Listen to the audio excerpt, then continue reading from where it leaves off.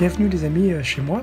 Allumons les bougies de Shabbat et célébrons ensemble le Seigneur, qu'il est bon, qu'il est doux pour des frères d'être ensemble. Béni sois-tu, roi de l'univers, toi qui fais jaillir la lumière des ténèbres. Aide-nous à être une lumière au monde, comme toi tu es la lumière du monde.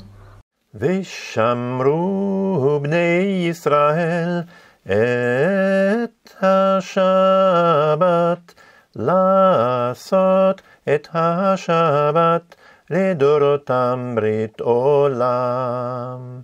ושמרו בני ישראל את השבת, לעשות את השבת לדורותם ברית עולם. ביני ובין בני ישראל אות היא לעולם, כי 6 ימים עשה השם את השמיים ואת הארץ, וביום השביעי שבט וינפש.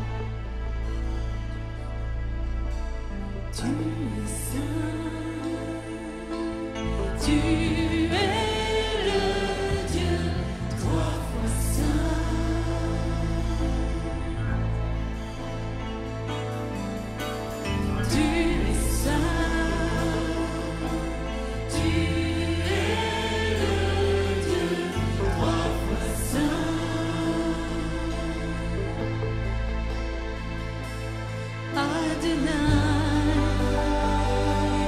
Elohim.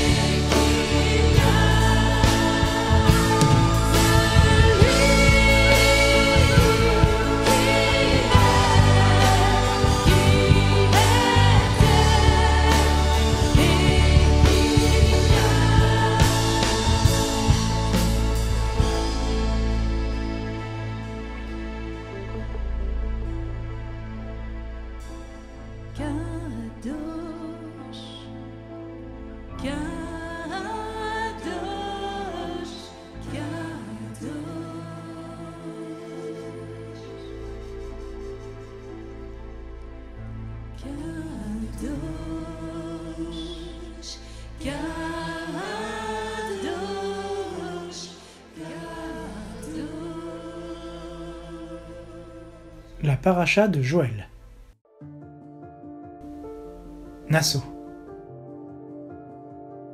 C'est un petit peu la honte, mais depuis notre liberté retrouvée le 2 juin, j'ai vécu un petit moment embarrassant face à un bon ami qui m'invitait au resto, après ces 3 mois de confinement.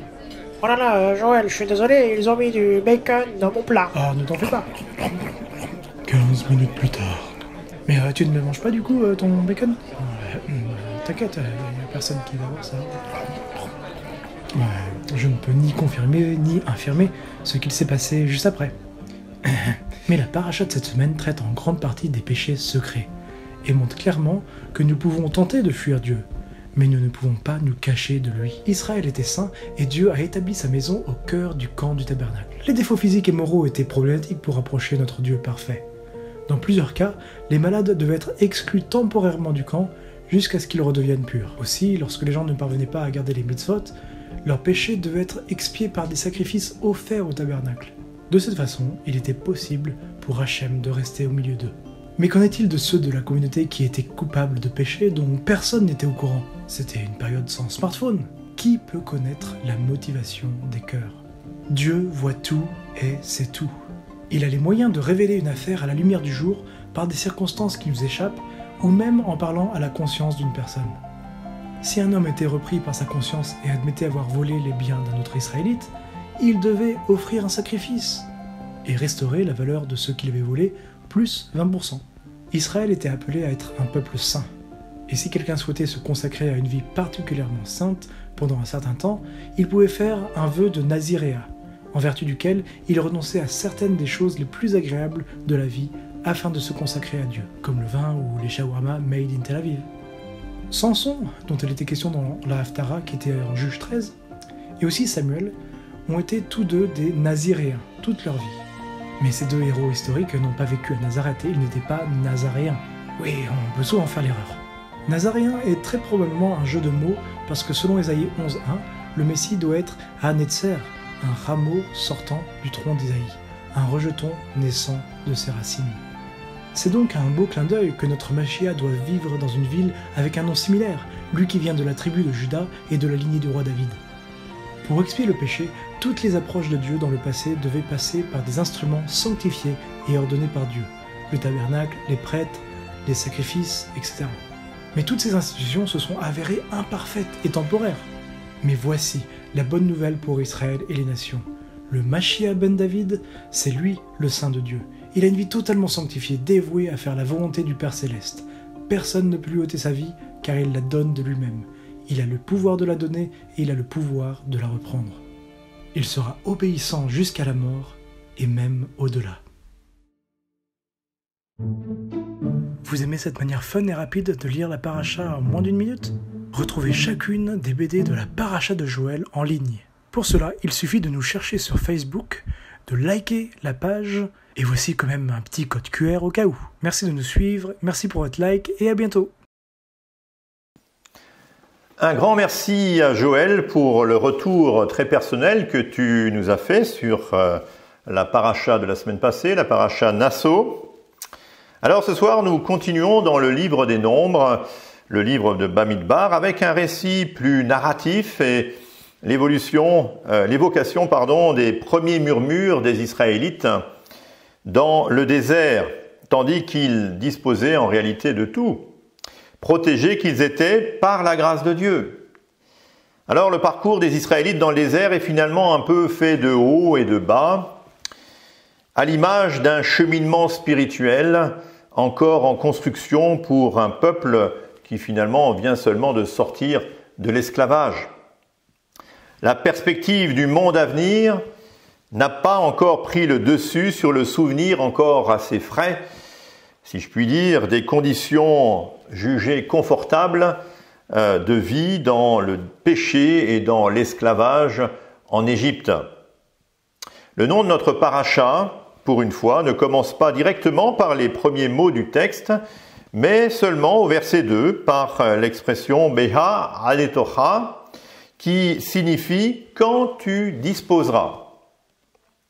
Une périphrase qui désigne la démarche exclusivement réservée à Aaron de disposer des lampes du candélabre dans le tabernacle de telle sorte qu'elle éclaire, si je puis dire, vers l'avant et non vers le haut ou même peut-être encore aussi vers l'arrière.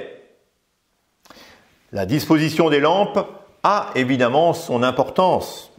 Ces lampes sont comme le regard de Dieu tourné vers celui qui s'approche de lui. Autant d'ailleurs qu'un artifice qui permettrait tout simplement d'y voir clair dans un endroit obscur. Alors je ne m'étendrai pas sur le rôle des Lévites et leur consécration, que l'on a déjà pu voir dans d'autres parashotes. Et nous ne nous arrêterons pas davantage non plus sur certaines dispositions légales présentées dans les chapitres 8 et 9. Alors, entrons, si j'ose dire, dans le vif du sujet, avec les premiers murmures du peuple et leurs conséquences. Verset 1, « Le peuple murmura, et cela déplut à l'Éternel. Lorsque l'Éternel l'entendit, sa colère s'enflamma. Le feu de l'Éternel s'alluma parmi eux et dévora l'extrémité du camp. Le peuple cria à Moïse, Moïse pria à l'Éternel, et le feu s'apaisa. » On donna à ce lieu le nom de Tabéra, parce que le feu de l'Éternel s'était allumé parmi eux. Le ramassis de gens qui se trouvaient au milieu d'Israël fut rempli de convoitises, et même les Israélites recommencèrent à pleurer en disant « Qui nous donnera de la viande à manger ?» Nous nous souvenons des poissons que nous mangions gratuitement en Égypte, des concombres, des melons, des poireaux, des oignons et de l'ail. Maintenant, notre gosier est desséché, plus rien. Nos yeux ne voient que la manne. Alors, il s'agit ici du premier incident mentionné dans notre paracha. Et il y en aura plusieurs qui témoignent finalement de la versatilité du peuple, ou pour le moins de son immaturité. Alors, il n'est pas précisé clairement la raison exacte du premier murmure dont il est question ici. Mais on peut supposer qu'il est de la même nature que celui qui va suivre dans l'affaire finalement des Cailles. La plainte du ramassis d'étrangers, comme des Israélites eux-mêmes, a un rapport étroit avec la nourriture. Sa qualité et peut-être aussi le souvenir des conditions par lesquelles chacun pouvait en disposer. Alors décidément, le peuple paraît insatisfait et râle pour ce qui nous apparaît à nous finalement comme quelque chose d'assez futile. Le peuple manque-t-il vraiment de quelque chose ? Il a la manne comme nourriture en quantité quotidienne et suffisante. On peut même penser qu'il dispose de viande par le bétail qu'il a encore, dont il a la garde, comme cela est précisé au verset 21 et 22. Moïse dit « 600 000 hommes de pied forment le peuple au milieu duquel je suis, et tu as dit « Je leur donnerai de la viande, et ils en mangeront un mois entier. » Égorgera-t-on pour eux du menu et du gros bétail en sorte qu'ils en aient assez ? Ou rassemblera-t-on pour eux tous les poissons de la mer en sorte qu'ils en aient assez ? Si le peuple a à sa disposition toute la nourriture dont il a besoin, pourquoi alors se plaint-il ?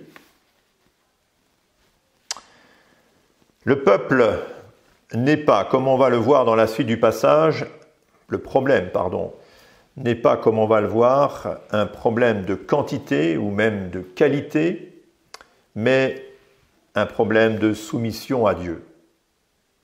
Le ramassis de gens qui se trouvaient au milieu d'Israël fut rempli de convoitises, nous est-il dit. Et même les Israélites recommencèrent à pleurer en disant « Qui nous donnera de la viande à manger ?»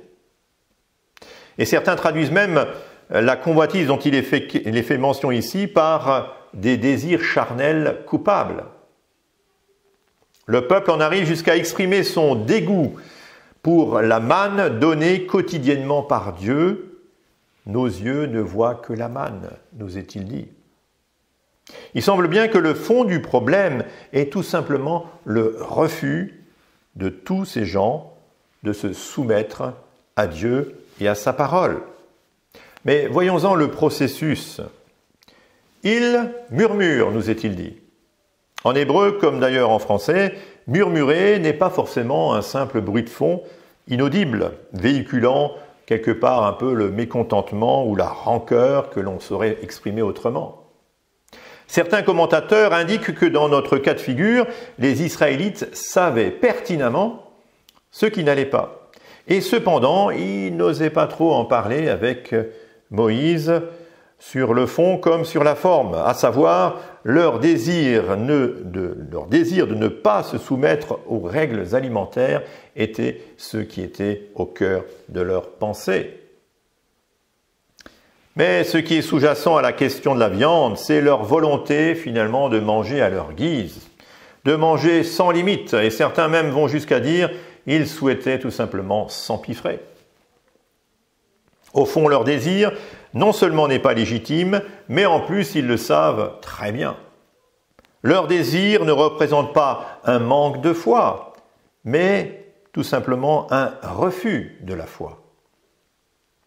La plainte antérieure pour le manque de pain qu'on retrouve en Exode 16, verset 3, et à laquelle Dieu répondra par la manne qu'il va envoyer quotidiennement, peut sembler finalement à côté de ces murmures quelque chose de relativement légitime.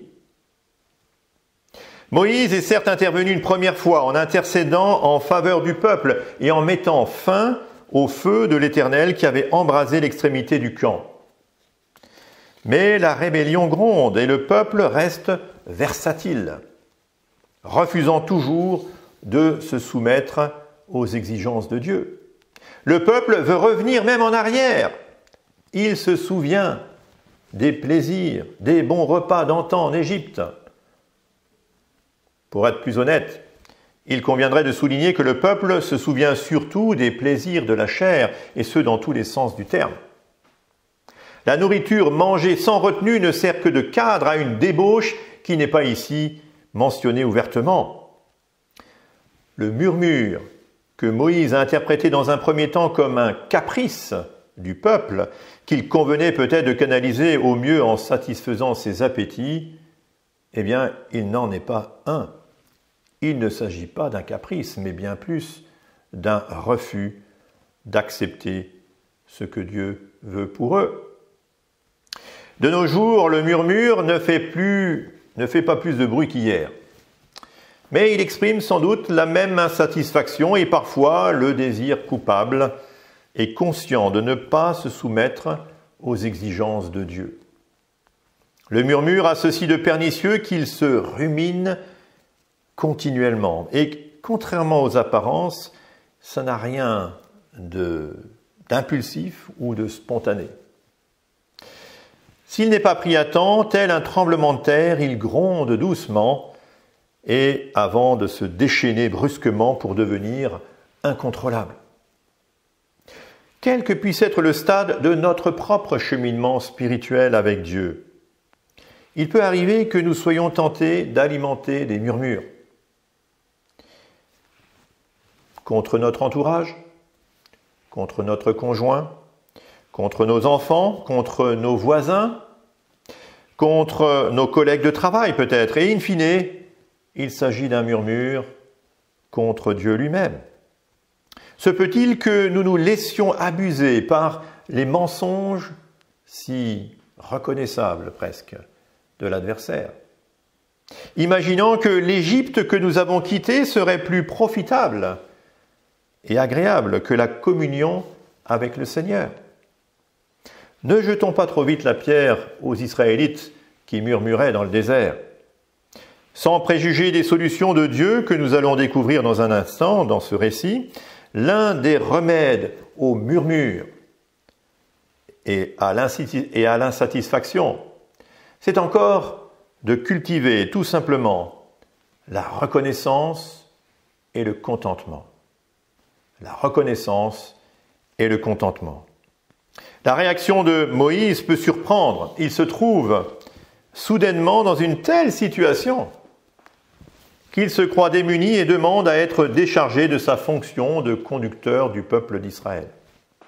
Verset 10, Moïse entendit le peuple qui pleurait, chacun dans son clan, à l'entrée de sa tente. La colère de l'Éternel s'enflamma fortement et cela déplut à Moïse. Les pleurs du peuple ne sont pas une rébellion organisée, avec des chefs qui mènent la troupe devant Moïse. Chacun, nous est-il dit, est dans son clan à l'entrée de sa tente. Chacun murmure dans son coin, finalement. Moïse ne comprend pas la colère divine. Et il s'afflige d'une situation où il se retrouve, lui, en quelque sorte, un peu entre le marteau et l'enclume. Moïse dit à l'Éternel, « Pourquoi affliges-tu ton serviteur et pourquoi n'ai-je pas obtenu ta faveur, que tu aies mis sur moi la charge de tout ce peuple ? Est-ce moi qui ai conçu tout ce peuple? Est-ce moi qui l'ai engendré pour que tu me dises, porte-le sur ton sein comme le tuteur porte un nourrisson, jusqu'au territoire que tu as juré à ses pères de lui donner ?» Moïse, à présent, commence lui aussi à se plaindre. Oui, mais lui, il ne murmure pas dans son coin en silence. Il ne rumine pas sa plainte. Il ouvre son cœur à Dieu et rappelle à celui-ci que le vrai guide d'Israël, c'est lui seul, le Dieu d'Israël. À ce stade, Dieu laisse Moïse tout simplement épancher son cœur. La réponse de Dieu commence par un dialogue et par une écoute patiente. « Où prendrai-je de la viande pour en donner à tout ce peuple? Car il pleure auprès de moi en disant, donne-moi-nous de la viande à manger. Je ne puis pas, moi, à moi seul, porter tout ce peuple, car il est trop lourd pour moi. Plutôt que de me traiter ainsi, tue-moi donc, si j'ai obtenu ta faveur et que je n'arrête pas ma vue sur mon malheur. » Incroyable réaction de Moïse dans cette situation. Moïse est découragé et il se croit finalement dans une impasse. Le peuple est manifestement au bord de la rupture et refuse d'obéir aux ordonnances divines. Moïse craint que Dieu ne décide d'en finir en l'exterminant. Sa demande à Dieu de mourir est comme un cri du cœur et plutôt une sorte de volonté de ne pas arrêter sa vue sur le jugement définitif qu'il imagine Dieu prêt à infliger à un peuple rebelle. Alors, beaucoup de croyants, juifs et chrétiens, sont parfois prompts à imaginer que Dieu est prêt à juger rapidement et sans aucune forme de procès. La grâce de Dieu n'est pas trop courte pour intervenir en faveur des rebelles et même en faveur de ceux qui murmurent. La grâce n'est pas non plus le propre de la Brit Hadasha, Nouveau Testament, Nouvelle Alliance, ou de la Bessora Tova, l'Évangile, tandis que la Torah serait quelque part le reflet de la justice intransigeante de Dieu. Non, notre première responsabilité en tant que croyants n'est pas uniquement de nous affliger du crime de la rébellion de nos concitoyens, non, il est d'intercéder en faveur du pécheur. À l'instar de Moïse, dans notre récit, ou d'Abraham, en d'autres temps et en d'autres circonstances, nous sommes appelés à nous tenir sur la brèche pour intercéder en faveur du pécheur, afin qu'il se repente et que Dieu ainsi renonce à son jugement.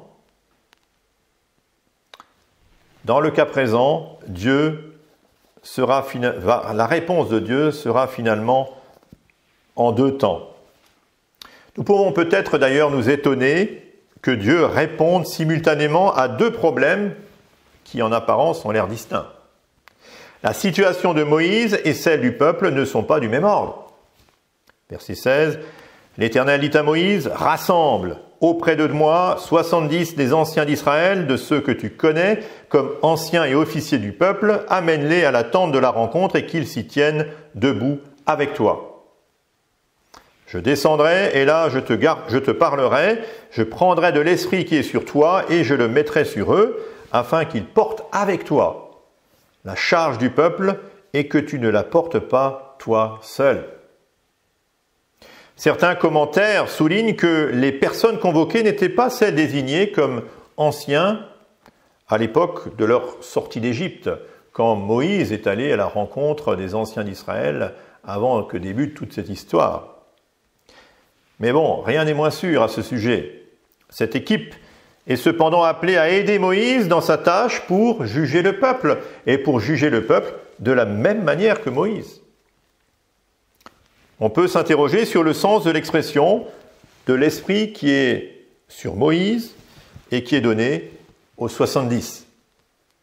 Il ne s'agit pas d'une nouvelle répartition, comme si on déshabillait l'un pour habiller les autres. Non. L'expression traduit plutôt une unité et une origine commune de l'esprit dont est animé Moïse et dont seront aussi animés les anciens qui ont été nommés.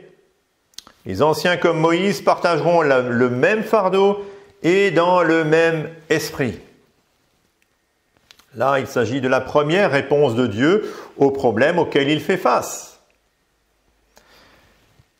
Cette charge déléguée va être évidemment un grand encouragement pour Moïse et même en même temps qu'un test qui surviendra notamment un petit peu plus tard, toujours dans notre paracha, dans l'affaire de Myriam et d'Aaron, histoire que nous verrons une autre fois, faute de temps ce soir. En tout cas, pour l'heure, c'est le peuple, lui, qui va être testé et même jugé. Verset 18. « Tu diras au peuple, sanctifiez-vous pour demain, et vous mangerez de la viande, puisque vous avez pleuré aux oreilles de l'Éternel en disant, qui nous fera manger de la viande? Car nous étions bien en Égypte, l'Éternel vous donnera de la viande, et vous en mangerez. Vous en mangerez non pas 1 jour, ni 2 jours, ni 5 jours, ni 10 jours, ni 20 jours.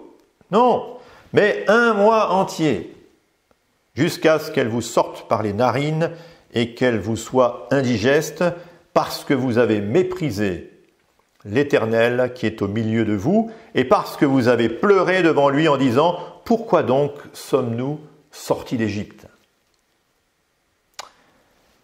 L'Éternel sait exactement où se trouve le problème des Israélites. Il a bien identifié ce qui tourne de travers dans la tête et dans le cœur de ces hommes et de ces femmes. Il met le doigt sur la nature profonde du problème des Israélites. Alors quel est-il? Peut-être d'abord, tout simplement, ils se sentaient bien en Égypte. Entendez par là qu'ils avaient pris du plaisir au péché, et ils en avaient même la nostalgie. Or, le peuple d'Israël est appelé à vivre dans une communion avec le Dieu d'Israël qui lui donne un plaisir plus grand que dans sa situation antérieure en Égypte. Ils ont méprisé l'Éternel qui est au milieu d'eux. Ils n'ont pas su apprécier cette nouvelle relation, cette nouvelle intimité avec leur libérateur, avec une divinité qui finalement se tient très proche d'eux, au milieu d'eux. Ils ont regretté leur sortie d'Égypte. Ils ont en quelque sorte préféré leur condition ancienne d'esclaves plutôt que la liberté qui leur avait été acquise à Pessah, au prix précieux du sang de l'agneau. Finalement, le besoin de viande exprimé par le peuple en pleurant n'est rien d'autre que la traduction d'une incapacité à maîtriser leurs appétits et leurs désirs charnels, l'un étant le reflet de l'autre. En définitive, Dieu ne va pas seulement les combler de viande, mais il va amener ces rebelles à une sorte d'overdose de viande au point qu'ils vont l'avoir en dégoût. Au bout du compte, dans cette étrange pédagogie divine, que recherche Dieu avec le peuple dans cette affaire? D'abord, sûrement, de montrer au peuple que rien, je dis bien rien, ne lui est véritablement impossible. Il peut faire pleuvoir des cailles en plein désert, et pas qu'un peu. Ensuite, il veut amener le peuple à comprendre qu'ils ont eu tort sur toute la ligne au sujet de l'Égypte et de ses pseudo-privilèges qu'ils pouvaient disposer tout en étant esclaves. Enfin, il veut amener le peuple à apprendre la maîtrise de ses appétits charnels, de ces appétits qui les amènent loin de Dieu, à suivre finalement, qu'ils apprennent à suivre les préceptes divins. Le peuple doit comprendre où mène finalement, en définitive, la dérive de leurs appétits.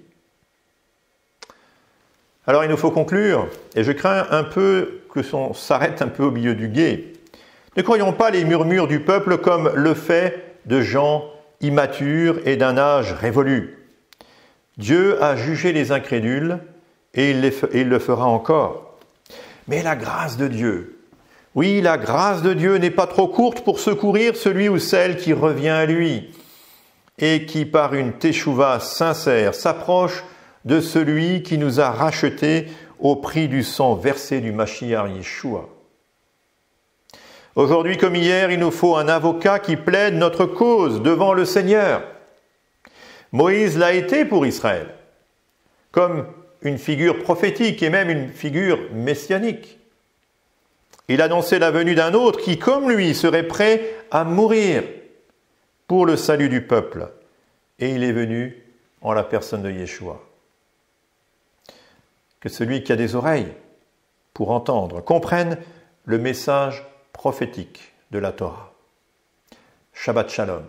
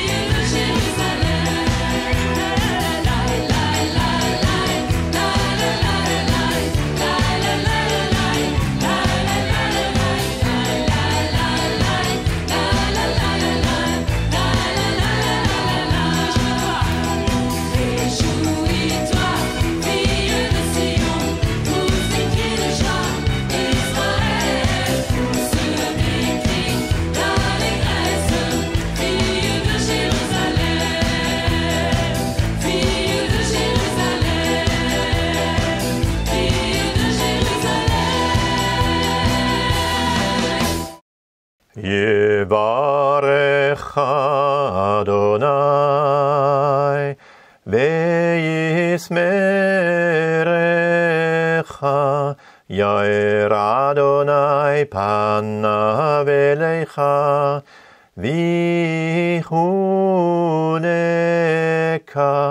Yisa Adonai panav elecha Ve'yasem lecha shalom. Yisa Adonai panav elecha.